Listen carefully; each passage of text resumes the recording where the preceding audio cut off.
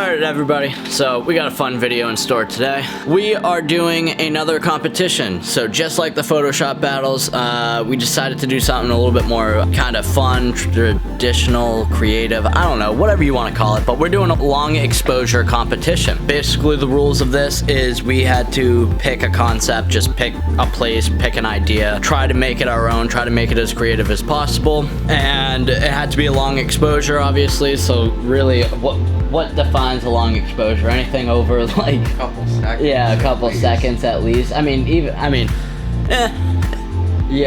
Over a second. So anything that's exposed for over a second, mostly will be well over that. Yeah, well over that. Especially shooting at night. None of our cameras can shoot. None of our cameras. Yeah. All right. Well, Max's camera can. But what you guys will be witnessing is pretty much in the long exposures is the use of lights illuminating things, things like cars and stuff like that when they drive past. You get the long light streaks that go through the shot. But yeah, so I don't know Max's plan. He doesn't know mine, and we both don't know Jack's. He's not even here to share it with us. Yeah, so it's all secretive at this point for us. We don't know, but we're gonna go shoot, but we're gonna give you guys on over to Jack. What's up guys? So it's getting pretty dark already, as you can probably see, but I chose to go to one of my favorite spots. It's down by the river, and there's a cool bridge down there, so I think maybe do a panorama, get a bunch of images, slap them all together, because Lightroom makes it easy. Yeah, let's try to get out there before it gets too dark. Alright, and here we are. So you got the bridge, you can see obviously there's a river there. Here's where my tripod's going to be set up, looking that way. But yeah. So hopefully this is the shot I'm gonna get right here, and you can see I have to pan to get the whole bridge, so definitely gonna be taking multiple pictures on this one. Let's see how it goes. So we are on our way to a little woodsy area, and I'm gonna be floating over some street lights. So I think that, or some car headlights, and I think that's gonna be pretty cool. I don't know entirely how we're gonna do it. I think I'm gonna be on a stool, like, but yeah, that's how we're gonna do it. You guys will see it, or maybe you already have. I'm not sure. I am not on their YouTube channel. Well, now you are. Now I am. I hope you enjoy me. I hope you guys like the picture, how it turns out, because I think it'll turn out really nice. It's a really good concept.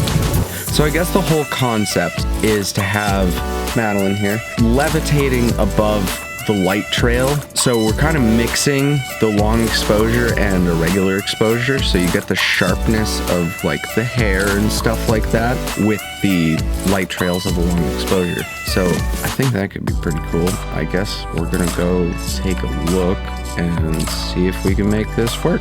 Okay, so we're at the location where we're shooting. I'm very cold right now. I want to take off my jacket for the shot so it doesn't like get in the way because it's really chunky, but I'm going to be freezing, so wish me luck. Yeah, I'm taking over their YouTube channel. Subscribe for me because I'm better than them. We're on a little bit of a time crunch because I have to get to swim, but we're doing it for the photography grind, you know, the YouTube grind.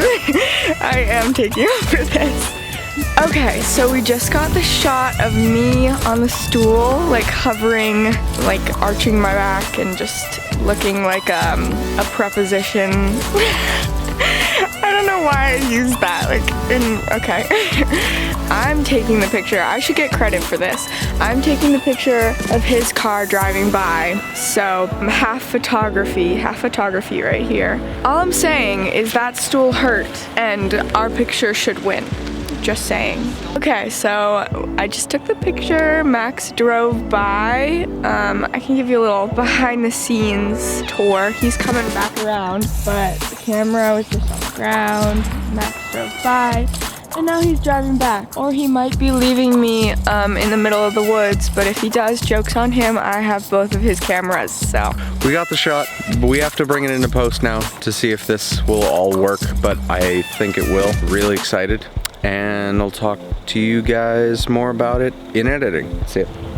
Alright guys, so it is freezing. Currently it's like 5:39 right now, but behind me you can see what appears to be a bridge. It's kind of dark out. I have my my loom cube right here, so that way you guys can actually like see me and stuff while I explain this. But I'm up in Portsmouth, New Hampshire. Basically gonna shoot this. I just took a few practice test shots. Already looks amazing. I literally just threw it on some random settings just to get some framing stuff set up.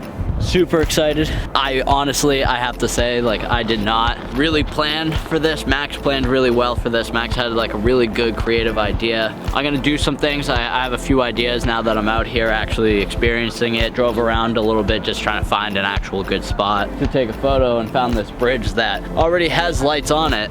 Gonna have to time it up really well. Possibly gonna be using this loom cube a little bit, trying to light up this foreground right here. Can't really see too much of it, but I'm on like a dock. But yeah, so I'm gonna get to taking some pictures. If I remember anything that I need to say, I'll probably tune back in. So I just got my shot, took a few tries, tried a few different things. At first I just was like kind of getting the framing, getting everything set up setting wise in the background. And then what I haven't done in the past as much with my long exposures, which now I'm trying to get into, with adding a creative touch of light in the foreground. So using my phone, I did this a few times. I probably took it about like 8 to 10 times, but simply all I did was I just walked with my phone in a zigzag backwards on both sides, and then when I got to the end, I made sure to put it into my chest, so that way at the end you can still see where the bridge is, and you still have that nice composition and all that lighting, and you can see the bridge perfectly. Also, so the loom cube was down there, just trying to give it a touch of like blue light shining up, and then this definitely illuminated the foreground, and it kind of just gave a creative touch, something artistic and kind of abstract. Kind of adds a little bit of an abstract light. I like it. It looks good. Way better than I thought I was going to be able to get it to come out. I'm super stoked. I'm actually super happy that I'm out here. It's freezing. It feels like it's probably like 5 degrees out right now. My hands are cold. Oh, I did forget to mention, I wanted to talk about the settings. So roughly it was a minute long exposure, and I was just messing anywhere from 45 to a minute. Really, honestly, how long it took me to walk around, and I just like paced myself out that way. Around a minute was where it was at. The aperture, I left it open a little. I wanted to close it down a little bit, so I put it at an 8, kind of broadening it, I should say. It broadens the plane of focus, so that way everything can be in focus. The foreground, the bridge, all the lights, just everything really helped. I think a lot of my problems as well in the past has been leaving the aperture really closed. There's no reason, in my opinion, at this point. You can just get so much more detail in with a long exposure, and when you're talking about things being so far out with landscapes in general, you just really want a higher aperture. And then for my ISO, I was rocking it at 100. That's why I went with the minute-long exposure as well. That way I could keep my ISO down. My camera doesn't handle it that well. To be honest, this is like a $600 camera. It was a starter camera that I had gotten probably over 2 years ago now. You don't always need an expensive camera. Sometimes you just need to know how to work your camera, and that's what I did. So I went with the minute-long exposure and knocking down that ISO. But thank you guys for watching. We're gonna go into the office now, and me and Max are gonna go over all the pictures. So we'll see you there. Alright, so we're back in the office. Got Max back here. Sadly, Jack is not in today. So yeah, so we finished up, all of us. We've all gone out and we've all shot our pictures. Now it's time to reveal them. Alright, so we're gonna start with Max. We're gonna cover Jack's photo for him really quickly. It's not that difficult. He shared with us what he did. And yeah, so I'm gonna pass you on over to Max, and Max is gonna explain to you guys what he did for his picture. So, what I did, I guess. So these are 2 photos. Clearly, maybe not clearly. If it's not clearly, then I did a good job. On one layer, I have Madeline laying back on a stool, acting like she's floating. And then in the next, I took a long exposure of me driving by, and you get all the streaks of the taillights, as you can see and as you saw earlier in the video. So really, all that I had to do to this photo was erase everything but Madeline out of the photo on her layer, there, then erase specific parts of the bottom photo to get the light trails to go behind her. Paired that all with a simple little color grade. Been really digging the blue and red vibe lately, and I think it works really well in a nighttime scene like this. So the my initial idea for this is I wanted to have her arching over the whole thing, but that didn't really work out because the lights were a little too high to make that happen with perspective and all that. But luckily we had this little gap right here that she could just slide on through, so kind of worked out. I think it looks cooler than it would have if she was over it. In my opinion, it almost like makes it feel like instead of her like being over it, like her being in it almost kind of makes it feel like for some reason it gives it more blends like, her into the environment. It's like using a practical light. Yeah, exactly. Yeah, it's like very well thought out, very nice. Thank you. Do you have any critiques? I have two. First critique is her hair is I don't think it's out of focus. I think it's more of like It's a bit fuzzy. Yeah, a bit fuzzy. Yeah. But that's like the only part I noticed, and then maybe like if you remove the boat. I was thinking about removing the boat, but I could have done it, but I was like, it's kind of cool to have this like boat, but it doesn't really fit the scene. I don't know. Like I almost feel like if this picture was like somehow if you were magically able to take this shot like in a city, but like how are you gonna like get that shot without having to shut down the street? I wanted to do it on a more main road. Yeah. But I didn't want to put our models in jeopardy. But yeah, other than that, I really like this photo. Thank you. Probably on to mine now? Yeah. Here. All right. Pass you on over. This is my photo. So I went to Portsmouth, like I told you all. I found this bridge. Didn't plan as much as Max. Obviously, you can tell that Max planned a lot. I kinda just went in there and was like, yo, I'm gonna put something together, and that's pretty much what I did. But when it comes to post, this is what I did. I ended up taking two of the shots where I used the flashlight on my phone to create the artistic leading lines with the light streaks leading up the dock, or leading up the pier, I guess, if you want to call it that. I took both of those, and because I took it on a tripod, both pictures, without moving it, I used one of the remotes so that way I wouldn't even touch the camera. I have like a very shaky tripod, so I tried my most to try to not touch it at all. I was able to easily just layer the photos in Photoshop, erase away underneath the first light streak, revealing the second light streak underneath on that photo. And then you can probably tell right here, this is the original really quickly. There is a line that goes through the sky. I liked it at first when I took it. I was like, oh, that's cool. Like I caught a plane that flew through that minute. Upon looking at it in post, I kind of wanted to get rid of it. So what I actually did was I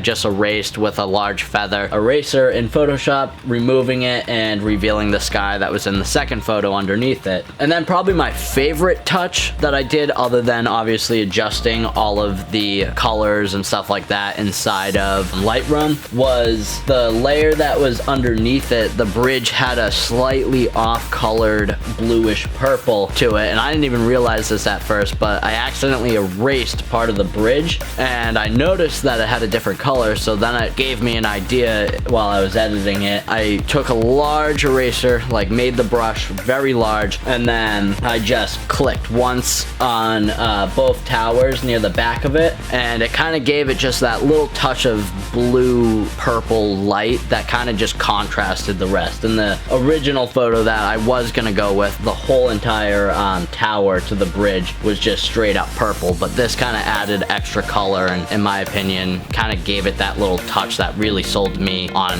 thinking that this is my now favorite picture I've ever taken. Other than that, that's how I edited it. God, I can't speak. But this is how I edited it. I had a lot of fun editing this photo. First time I've actually taken like a nice photo in a minute now. Definitely it was fun to get out there. All right, so we're getting critiques here.